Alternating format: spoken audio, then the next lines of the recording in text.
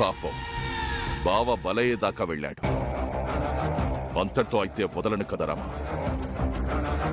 నీకు నా గురించి, నాలో ఉన్న మృగం గురించి బాగా తెలుసు. నా వరకు వస్తే అయిన వాళ్ళు కాని వాళ్ళు అంటూ ఎవ్వరినీ చూడను. ఆ రోజాని ఇంట్లో నుంచి బయటికి పంపించి అరుణ్ణి దీక్షకిచ్చి పెళ్లి చేసే ఏర్పాట్లలో ఉంటే ఉంటా. నా గురించి, నా బిడ్డ గురించి ఆలోచిస్తే ఉంటా. లేదంటే సారీ చెల్లమ్మ, క్షమించు. క్షమించను. ఈసారి మిస్ అవ్వదు. ఈ చోటి కర్మ ఈ చోటే, ఈనాటి కర్మ మరునాడే. అనుభవించి తీరాలంటే ఈ సృష్టి నియమం ఇదే.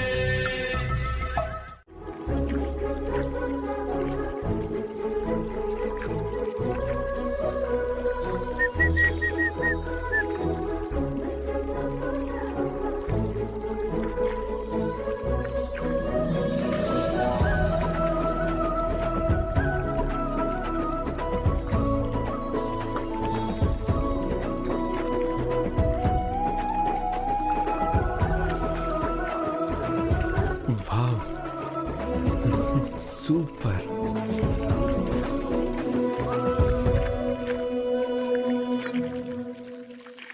చాంప్, నేనేలే. అలా చూస్తున్నావేంటి? మీరా అని చూస్తున్నా. ఏంటా మాట చాంప్?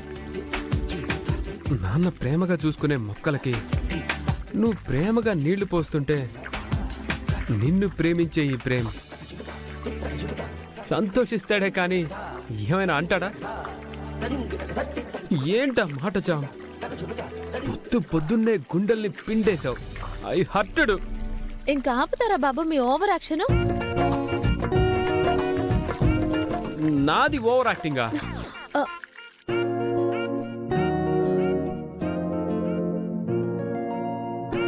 చూసారా, మీ ఓవర్ యాక్టింగ్ కి నీళ్లు కూడా ఆగిపోయాయి.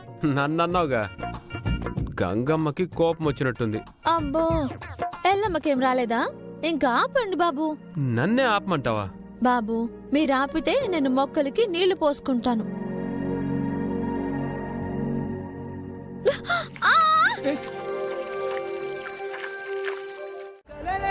నీ రూపంలో ఎదురయ్యే నిజమా మాయా ఏవేవో ఊహలు నాలో మొదలయ్యే. నా మనసే నింగిరి దాటి ఎగిరనులే. నిజమా మాయా ఈ క్షణమే అద్భుతమేదో జరిగనులే.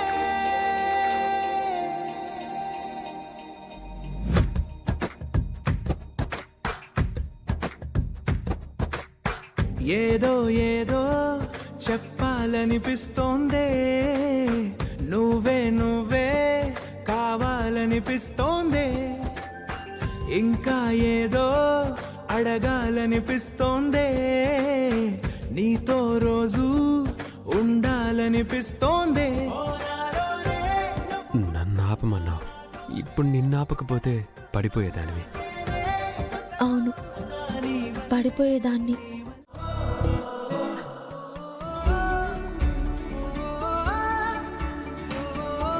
అయ్యగారు, ఇదిగోండి యాపిల్ తీసుకోండి. ఇప్పుడే కదమ్మా టిఫిన్ చేశాను. ఇప్పుడెప్పుడు అయ్యగారు? మీరు టిఫిన్ చేసి పావు గంట అవుతుంది. తినండి అయ్యగారు. తర్వాత తింటానులేమ్మా. అదేం కుదరదు. పావు గంటకి ఫ్రూట్స్, అరగంటకు జ్యూస్ తాగాల్సిందే. మీకు చాలా రక్తం పోయింది కదా, డాక్టర్ గారు రక్తం బాగా పట్టాలి అన్నారు. మీరు తినాల్సిందే. మీరు త్వరగా పూర్తిగా ఆరోగ్యంగా కోలుకోవాలి. తినండి అయ్యగారు. నువ్వు వదలవు కదమ్మా. తెలుసు కదా నాన్న, తినేయండి. లేదంటే తనే తినిపించేస్తుంది, వదలదు.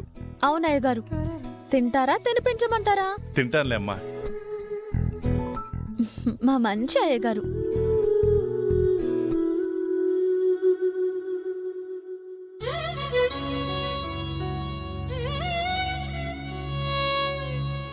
ఏమైంది అయ్య గారు, అలా ఆగిపోయారేంటి? ఏం లేదమ్మా, మొక్కలకి 2 పూట్ల నీళ్లు పోసి వాటి బాగోగులు చూసుకునేవాడిని.